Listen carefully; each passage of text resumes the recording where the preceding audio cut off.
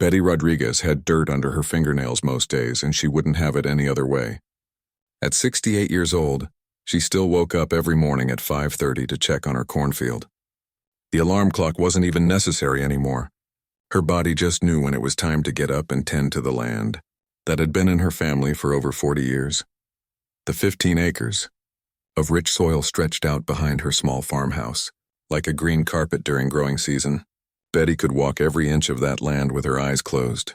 She knew where the ground stayed wet after rain, which spots needed extra fertilizer, and exactly where the old oak tree cast shade in the afternoon. This wasn't just her job. This was her life, her heritage, and her greatest joy.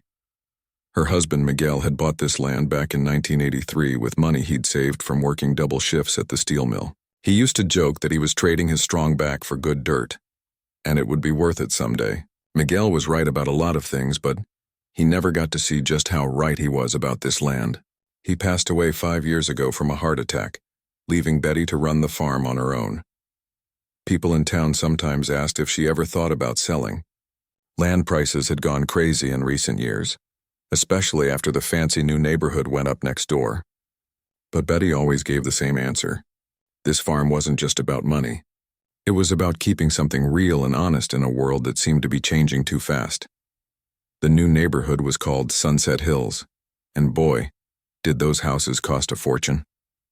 Betty had watched them go up over the past few years, one massive house after another. Each one probably cost more than she'd make farming in 10 lifetimes. The houses were beautiful, she had to admit, with their perfect lawns and 3-car garages. But they all looked exactly the same to her, like someone had used a cookie cutter to stamp them out. The people who lived in Sunset Hills seemed nice enough. They'd wave when they drove past her farm, and some of them even stopped to buy corn during harvest season. A few had complimented her on how pretty the cornfield looked, especially when the morning sun hit it just right. Betty appreciated the kind words, but she could tell most of them didn't really understand farming. They thought it was quaint, like a decoration for their fancy neighborhood. The Homeowners Association over at Sunset Hills had invited her to a few community meetings. The president, a man named Robert Clark, seemed to think she was part of their community now.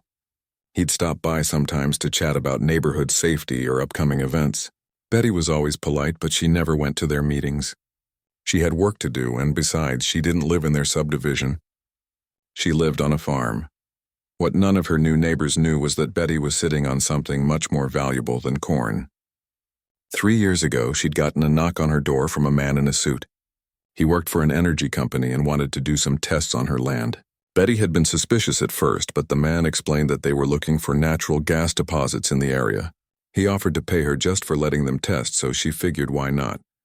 The results had nearly knocked her off her feet. There was natural gas under her farm, a lot of it. The geologist who came out to explain the findings used big words and showed her charts, but the bottom line was simple. Her little cornfield was sitting on top of millions of dollars worth of natural gas, maybe even $50 million worth. Betty had kept this information to herself. She hadn't even told her daughter Rosa, who lived up in Seattle with her own family. This kind of news could change everything, and Betty wasn't sure she was ready for that kind of change. The energy company had been patient, calling every few months to see if she was ready to make a deal. They wanted to lease her land and pay her royalties for the gas they extracted. It would make her rich beyond her wildest dreams. But Betty loved her corn. She loved the routine of farming, the satisfaction of growing something useful, the connection to her late husband and the life they'd built together. Money was nice, but it couldn't replace the feeling of walking through her field in the early morning, watching the corn grow taller each day. She'd been thinking about it more seriously lately, though. She wasn't getting any younger, and farming was hard work. Her knees ached after long days in the field, and she'd had to hire help during planting and harvest seasons. Maybe it was time to consider the energy company's offer. She could keep the farmhouse, maybe even keep a small garden. The rest of the land could make her wealthy enough to take care of Rosa and her grandchildren for generations. The energy company executives had been respectful during their visits. They understood that this land meant something special to her. They'd promised to be as careful as possible with the extraction process and to restore the land afterward. It wouldn't be exactly the same, but it would be close. And Betty would never have to worry about money again. Still, she hadn't signed anything yet. Change was scary, even good change. For now, she was content to tend her corn and think about the future. The natural gas had been underground for millions of years. It could wait a little longer while she made up her mind. Betty had no idea that while she was quietly contemplating her future, her neighbors at Sunset Hills were making plans of their own. Plans that would change everything, whether she was ready or not. Plans that would turn her peaceful farming life upside down and force her into a battle she never saw coming. For now, though she was just a woman who loved her land, growing corn on soil that held secrets worth millions, she was about to learn that sometimes the most valuable thing you own is also the most dangerous. Betty's daughter Rosa had been begging her to visit Seattle for months. Rosa's youngest son was graduating from high school, and she wanted his grandmother there for the ceremony. Betty finally gave in, even though leaving the farm during growing season made her nervous. She arranged for her neighbor's teenage son to water the corn and keep an eye on things for a week. The graduation was beautiful, and Betty was glad she'd made the trip. Rosa's boy looked so handsome in his cap and gown, and Betty got teary-eyed watching him walk across the stage. They spent the week visiting museums, eating at fancy restaurants, and shopping for the boys' college dorm room. Betty even bought herself a new dress, something she rarely did, but by day 6 she was getting antsy.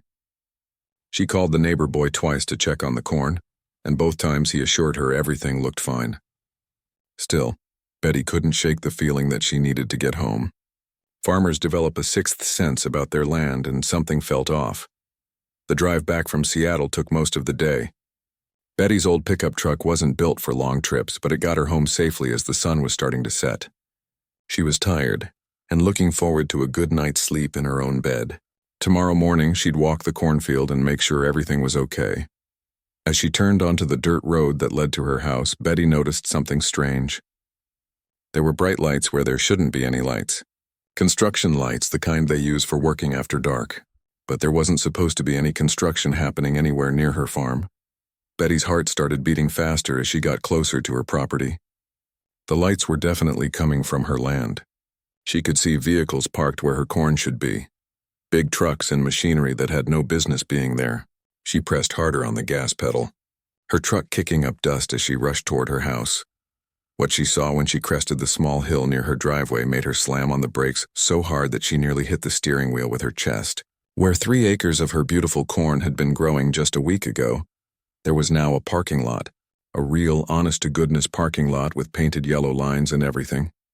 Betty sat in her truck for a full minute, staring at the impossible sight in front of her.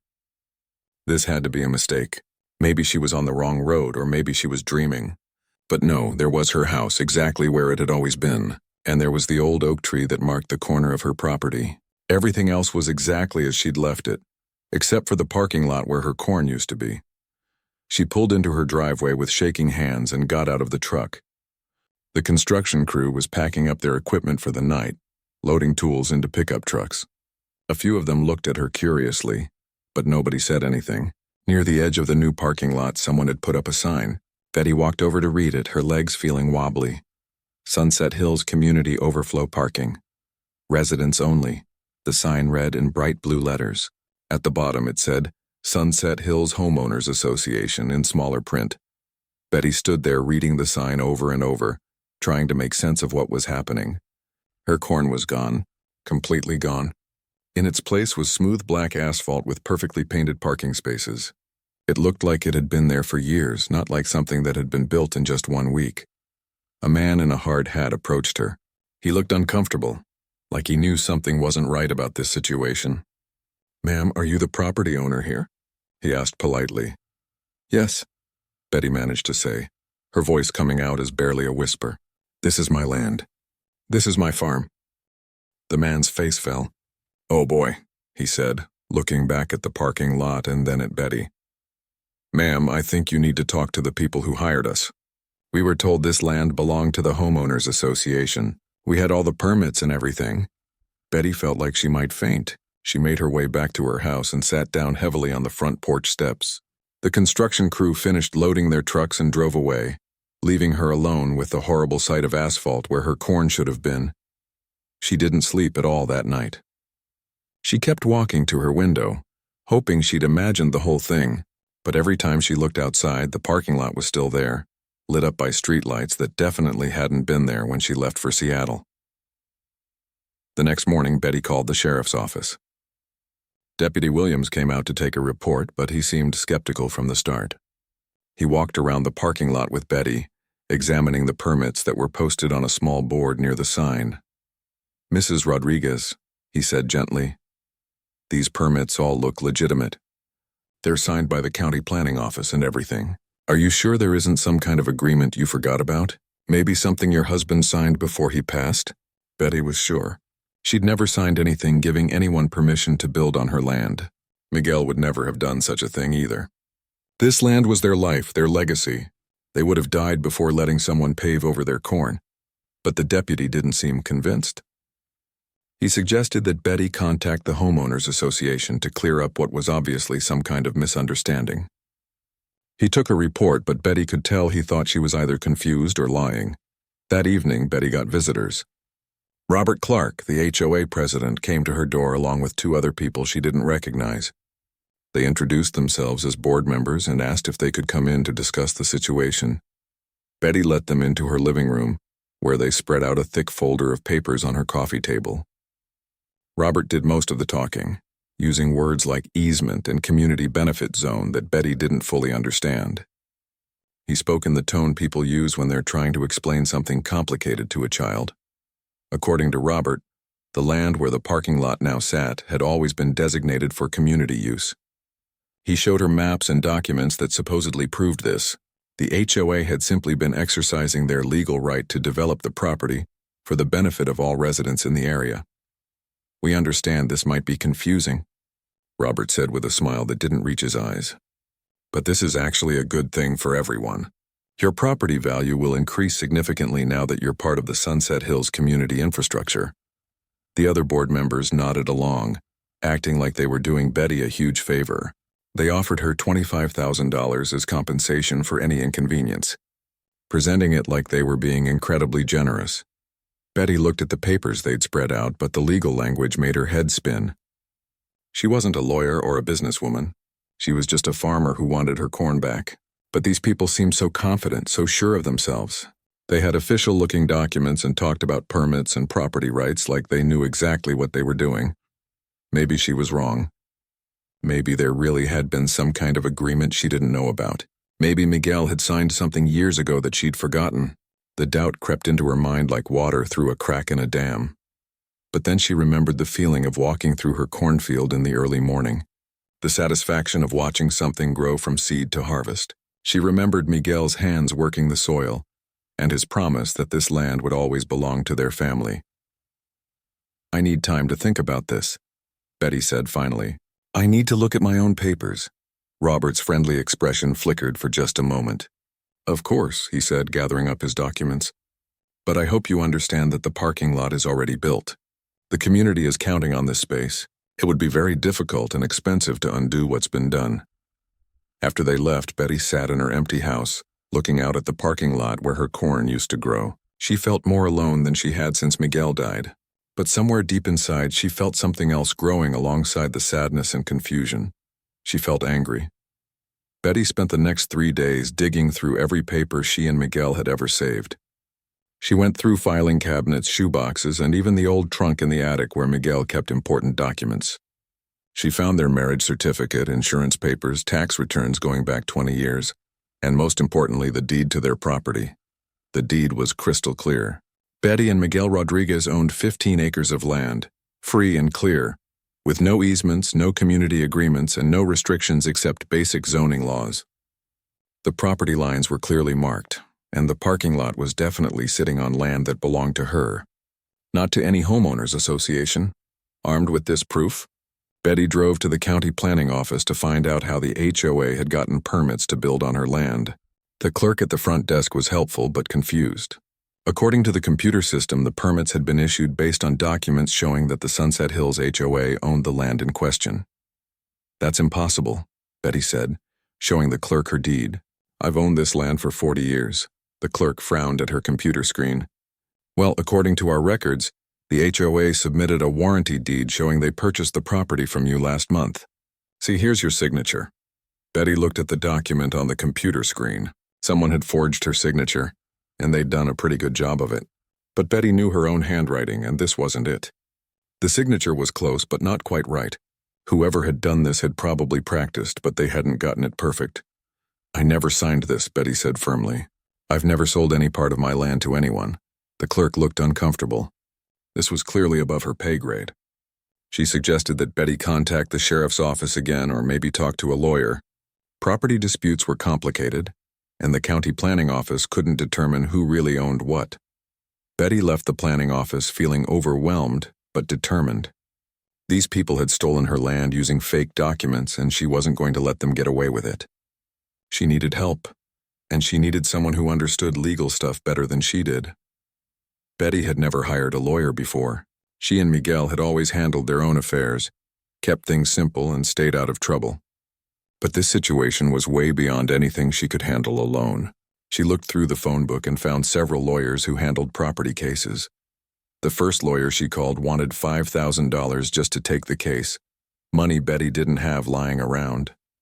The second one seemed more interested in talking her into settling quickly than actually fighting for her rights. The third one, a woman named Patricia Vega, was different.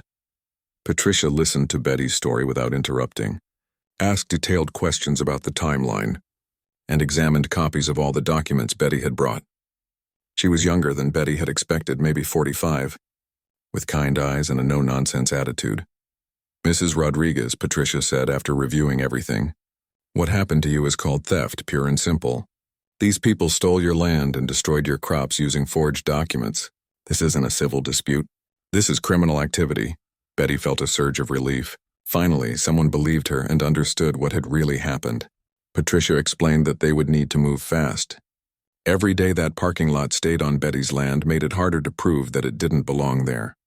Patricia filed an emergency injunction the very next day, demanding that all use of the parking lot stop immediately until the ownership dispute could be resolved. She also filed a criminal complaint with the district attorney's office, providing evidence of the forged signature and false documents.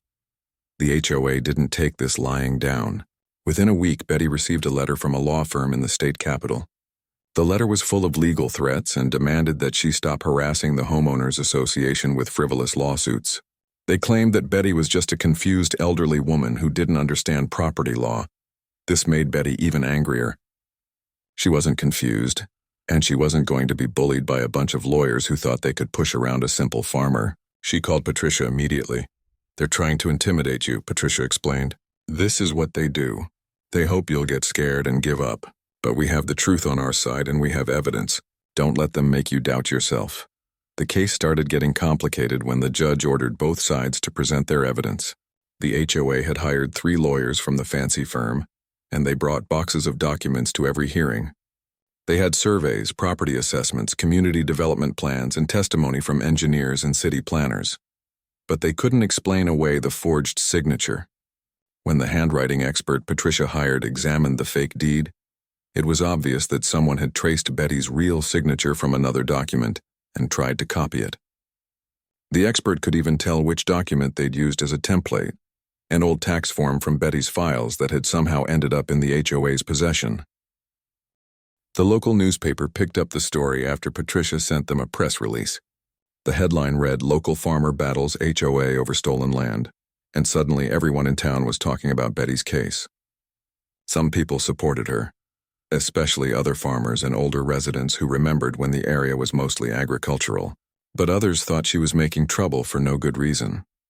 Robert Clark, the HOA president, gave an interview to the newspaper claiming that Betty was trying to extort money from the homeowners association. He said the parking lot was a legitimate community improvement that benefited everyone, and that Betty's lawsuit was just a money grab. This made Betty so mad she could barely speak. She'd never wanted money from these people. She just wanted her corn back and her land restored. She'd been farming that soil since before most of these HOA people were even born, and they had no right to pave it over without her permission. The case dragged on for months. There were depositions, hearings, expert witnesses, and endless paperwork. Betty's legal bills kept growing. Even though Patricia was working for a reduced fee, Betty had to take out a loan against her house to pay the costs, something that scared her more than she wanted to admit. During one particularly difficult hearing, the HOA's lawyers suggested that Betty's farming operation was actually a nuisance to the community. They claimed that her equipment was too loud, that her use of fertilizer might contaminate groundwater, and that having agriculture next to expensive homes lowered property values. Betty sat in the courtroom listening to these strangers tear apart everything she and Miguel had worked for, describing her life's work like it was some kind of problem that needed to be solved. She thought about Miguel and how proud he'd been of their corn, how he'd loved working the soil and growing something useful. The HOA lawyers were slick and professional, but they made one big mistake. They assumed that because Betty was just a simple farmer, she didn't have anything valuable to lose. They had no idea that underneath her cornfield lay something worth more than all their fancy houses combined. Patricia had been waiting for the right moment to reveal the natural gas deposits. She wanted the HOA to commit fully to their position that Betty's land wasn't worth much, and that farming was just a nuisance activity. Once they'd made those arguments in court, it would be too late to back down. The moment came during a hearing about damages. The HOA's lawyer argued that Betty had lost maybe a few $1,000s worth of corn, and that the parking lot actually improved the property value. He suggested that Betty should be grateful for the upgrade, and should pay the HOA for the improvements they'd made. That's when Patricia stood up and asked to present additional evidence about the true value of Betty's land. She had a folder in her hand and a smile on her face that made the HOA lawyers look suddenly nervous. Betty knew what was in that folder: the geological survey, the natural gas reports, the proof that her simple cornfield was sitting on top of millions of dollars worth of energy resources. The HOA had just destroyed something worth more than their entire subdivision. The real battle was about to begin. The courtroom went completely silent when Patricia opened the folder and pulled out the geological survey. Betty watched the HOA lawyers lean forward in their chairs, suddenly very interested in what her attorney was about to say.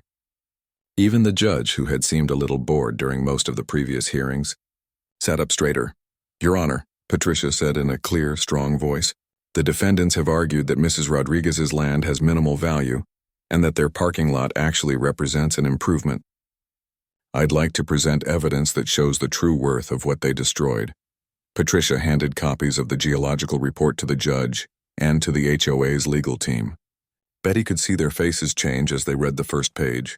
One of the lawyers actually dropped his pen. Another one started whispering urgently to Robert Clark, who had gone pale as a sheet. The report was technical, but the conclusion was simple enough for everyone to understand. Underneath Betty's cornfield sat natural gas deposits worth an estimated $50 million. The HOA hadn't just paved over a few $1,000s worth of corn. They had potentially destroyed access to one of the largest natural gas finds in the county. Mrs. Rodriguez has been in negotiations with Apex Energy Corporation for the past 3 years. Patricia continued. The energy company was prepared to offer a $25 million signing bonus, plus ongoing royalties that could total another $25 million over the life of the extraction project. Betty had never seen people's expressions change so fast. The HOA lawyers went from confident to horrified in about 30 seconds. Robert Clark looked like he might throw up. Even their fancy lawyer from the capital city seemed to have lost his ability to speak. The judge called for a recess so everyone could review the new evidence. During the break, Betty could hear the HOA lawyers having what sounded like a very heated discussion in the hallway. She caught phrases like insurance coverage and personal liability and "we need to settle this immediately." When court resumed, the atmosphere was completely different. The HOA's main lawyer asked for permission to withdraw their previous statements about the land's value. He also requested time to consult with his clients about how to proceed. The judge gave them a week, but the damage was already done. Word about the natural gas discovery spread through town faster than Betty could have imagined. By the next morning, her phone was ringing nonstop. Reporters wanted interviews. Other lawyers wanted to represent her. Energy companies that had heard about the case wanted to make offers. The story made the front page of the regional newspaper with the headline, "Parking lot built over $50 million gas field." Television news crews showed up at Betty's farm, filming the parking lot while reporters explained how the Homeowners Association had accidentally destroyed access to a fortune in natural resources. Things got even worse for the HOA when Apex Energy Corporation joined Betty's lawsuit. The energy company claimed that the concrete and asphalt from the parking lot had contaminated soil samples they needed for their environmental studies. They also argued that the HOA's construction had damaged underground rock formations that were crucial for safe gas extraction. Apex's lawyers filed their own lawsuit seeking damages for the delayed extraction project. They calculated that every month of delay cost them approximately $2 million in lost revenue. The parking lot had been there for 6 months already, and it would take several more months to remove it and restore the land properly. Betty felt overwhelmed by how big and complicated everything had become. What started as a simple case about someone stealing her corn had turned into a massive legal battle involving multiple corporations and millions of dollars. She sometimes wished she'd never told Patricia about the natural gas, but her lawyer assured her that revealing it was the right thing to do. Mrs. Rodriguez, Patricia explained during one of their meetings, they destroyed something worth $50 million. If we hadn't disclosed that, it would have been hiding evidence. Besides, now they can't claim you're just some confused old lady making trouble over a few dollars worth of corn. The HOA's insurance company quickly announced that they wouldn't cover any of the damages. Their policy didn't cover intentional criminal acts, and the forged documents made this a criminal matter, not an accident. This meant that the individual board members could be personally responsible for paying any judgment against the association. 3 of the 5 board members resigned immediately. They hired their own lawyers and tried to distance themselves from the decision to build the parking lot. They claimed they had trusted Robert Clark and the other remaining board member, Kevin Walsh, to handle the legal research properly. Robert and Kevin found themselves in serious trouble.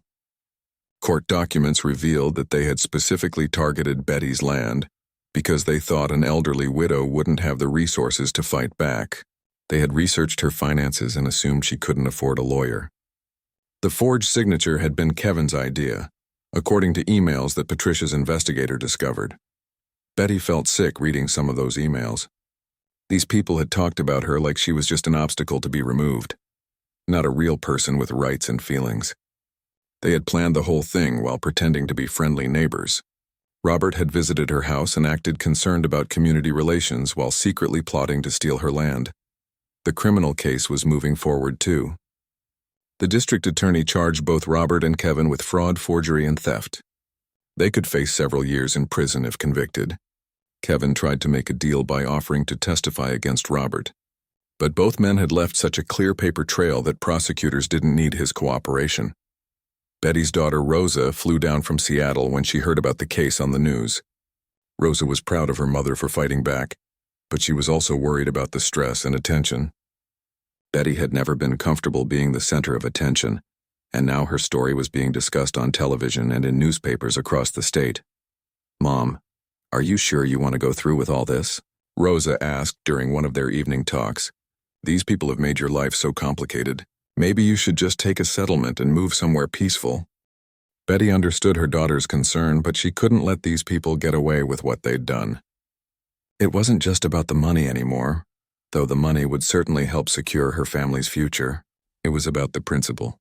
Nobody had the right to steal someone's land and destroy their livelihood, no matter how much money they had or how fancy their lawyers were.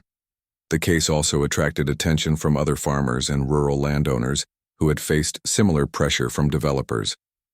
Betty received letters of support from people all over the state who had been bullied by homeowners associations, city councils, and developers who thought they could push around anyone who didn't have connections or money.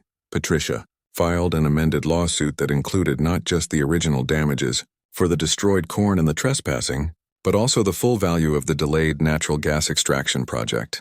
The total amount was staggering, nearly $30 million in actual damages plus punitive damages that could double or triple that amount. As the case moved toward trial, settlement discussions began. The HOA's remaining insurance carried only $2 million in coverage, nowhere near enough to cover the potential judgment. The individual board members would have to sell their homes and liquidate their retirement accounts, and even that wouldn't be enough. Betty knew she held all the cards now. The HOA had made a terrible mistake and they were going to pay dearly for it. But she also knew that the biggest battles were still ahead.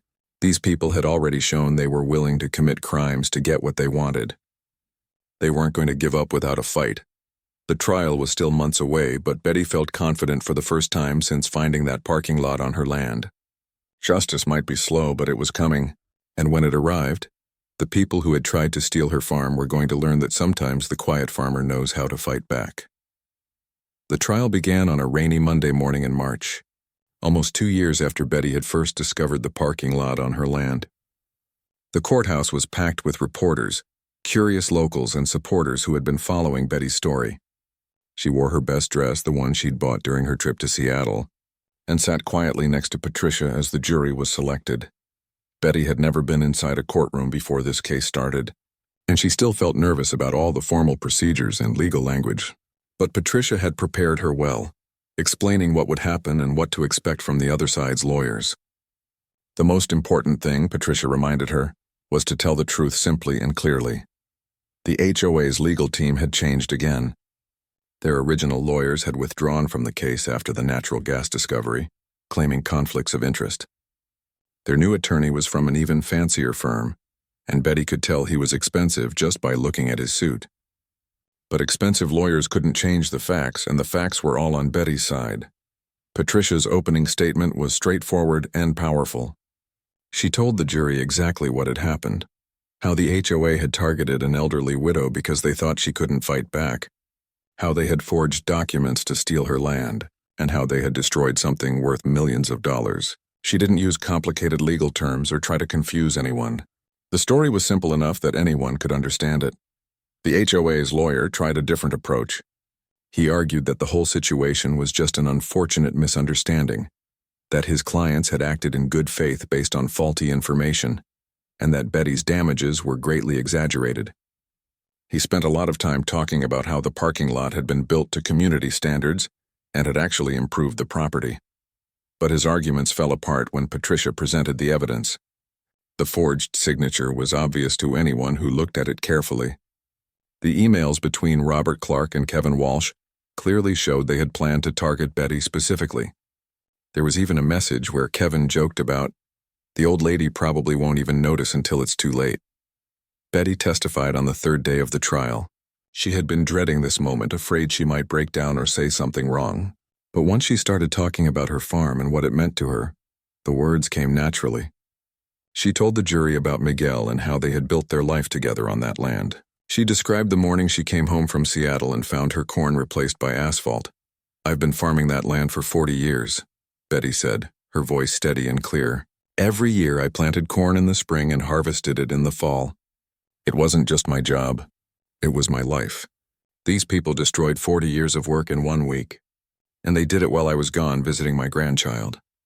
When the HOA's lawyer cross-examined Betty, he tried to make her seem confused about property law and business matters.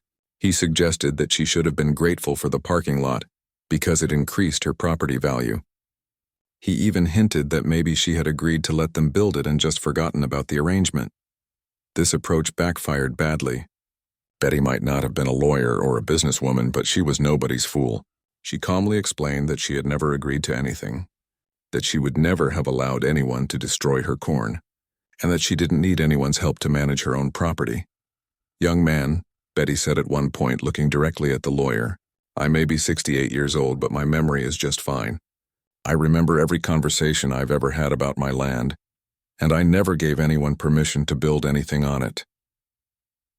The jury seemed to like Betty's straightforward answers and her obvious honesty.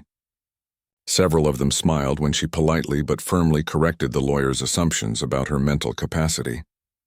By the time she finished testifying, it was clear that the jury believed her, completely. The evidence about the natural gas deposits was devastating for the HOA, Apex. Energy's representatives testified about the value of the resources under Betty's land and the cost of delays caused by the parking lot construction. The company's geologist explained how the concrete and asphalt had contaminated soil samples and potentially damaged underground formations. Expert witnesses calculated the total damages at nearly $28 million. This included the value of the destroyed corn, the cost of removing the parking lot and restoring the land, the delayed natural gas extraction, and compensation for 2 years of legal battles and stress. Robert Clark and Kevin Walsh both testified in their own defense. But their stories didn't hold up under cross-examination. Patricia had their emails, their planning documents, and even recordings of phone calls where they discussed targeting Betty's property. Every time they tried to claim ignorance or blame someone else, Patricia produced evidence showing they had known exactly what they were doing. The most damaging moment came when Patricia played a recording Kevin had made during one of their planning meetings. His voice was clearly audible, saying, "The old broad probably doesn't even have a lawyer. We'll have this wrapped up before she knows what hit her." You could hear people in the courtroom gasp when that recording played. Betty felt her face get hot with anger and embarrassment, but she also felt vindicated. Everyone could now hear exactly what these people thought of her, and how they had planned to take advantage of her. The jury deliberated for less than 4 hours. When they returned, the foreman announced their verdict with a clear, strong voice. They found the HOA liable for trespassing, destruction of property, fraud, and intentional interference with Betty's business relationships. They awarded her the full amount Patricia had requested, $28 million in actual damages, but they weren't done yet. The jury also awarded $15 million in punitive damages, meant to punish the HOA for their deliberate and malicious actions. The total judgment was $43 million, one of the largest property rights verdicts in the state's history. Betty sat quietly as the verdict was read, feeling a mixture of relief, vindication, and overwhelming gratitude. Patricia squeezed her hand and whispered, "We did it, Mrs. Rodriguez. We got justice." The aftermath of the verdict was swift and devastating for the HOA leadership. Robert Clark and Kevin Walsh both declared personal bankruptcy within a month. They had to sell their homes, their cars, and their retirement accounts, but it wasn't nearly enough to cover their portion of the judgment. The other former board members who had resigned faced smaller financial penalties, but several of them also lost their homes. The Sunset Hills HOA itself was dissolved. Property values in the subdivision plummeted as news of the massive judgment spread throughout the real estate community. Many residents put their homes up for sale, not wanting to be associated with the scandal. The parking lot was removed at the HOA's expense, and Betty's land was restored to its original condition. Betty used part of her settlement money to establish the Rural Property Rights Defense Fund, which provided legal assistance to farmers and other rural landowners facing pressure from developers and municipalities. She also endowed a scholarship at the local agricultural college for students studying sustainable farming practices. The criminal case against Robert and Kevin resulted in guilty pleas and prison sentences. Robert got 3 years in state prison, while Kevin received 2 years for his cooperation in the civil case. Both men were also ordered to pay restitution, though everyone knew they would never be able to pay back what they had stolen. With her financial future secure, Betty finally signed the agreement with Apex Energy for the natural gas extraction. The company honored their original offer and treated her land with the respect she had always demanded. They restored the agricultural capabilities of the property after the extraction was complete, just as they had promised. Betty continued farming for 3 more years before finally retiring at age 71. She moved to a smaller house near her daughter in Seattle, but kept ownership of the farm, which she leased to a young farming family who reminded her of herself and Miguel when they were starting out. The case became a landmark in property rights law and led to stricter oversight of homeowner association activities throughout the state. Law schools began teaching the case as an example of how property rights must be protected, regardless of an owner's age, education, or financial resources. Betty's story proved that sometimes one person's determination to fight for what's right can triumph over institutional bullying and corporate greed. She had started as just a simple farmer who wanted to grow corn in peace. She ended up as a symbol of justice and a defender of property rights for people everywhere. Most importantly, she had kept her promise to Miguel and honored the legacy of their land. The farm that had been in their family for 40 years would continue to grow crops for generations to come, protected by the legal precedent Betty's courage had established. Justice had been slow in coming, but when it arrived, it was complete and satisfying. The people who had tried to steal Betty's farm learned that sometimes the quiet ones fight the hardest when they're pushed too far.